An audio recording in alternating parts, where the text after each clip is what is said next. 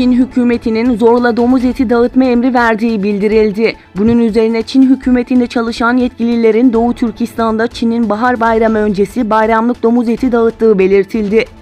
Doğu Türkistan'ın Gulca Şehri İdari İşler ve Siyasi Kanunu Uygulama İdaresi Başkanı Alim, WeChat grubunda Çin'in yaklaşan Bahar Bayramı öncesinde Dadamut köyündeki Türk ailelere domuz eti dağıtarak bayramlarının kutlandığını ifade etti.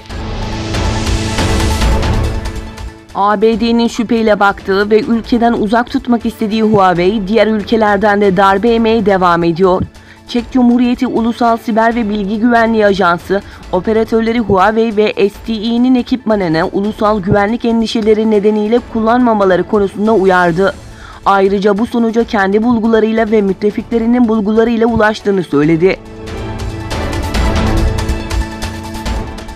BM, Batı Şeria'da bir grup Yahudi yerleşimcinin El Muhir beldesine baskın düzenleyerek köy sakinlerini şehit etmesi ve yaralamasına tepki gösterdi. BM İnsan Hakları Yüksek Komiseri Robert Colville, BM Cenevre ofisinde düzenlenen basın toplantısında, geçen cumartesi Batı Şeria'daki El Muhir köyündeki Filistinlilere karşı yapılan uzun süreli ve şiddetli saldırıdan derin endişe duyuyoruz dedi.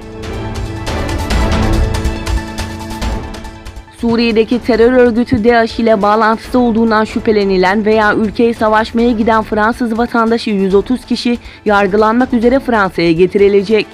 Fransız yetkililerin ABD Suriye'den çekildikten sonra bu kişilerin izini kaybetmekten endişe ettiği ileri sürüldü. Beyaz Saray Ulusal Güvenlik Danışmanı John Bolton'ın basın toplantısı sırasında elinde tuttuğu defterdeki 5000 asker Kolombiya'ya yazılı not büyük tartışma yarattı.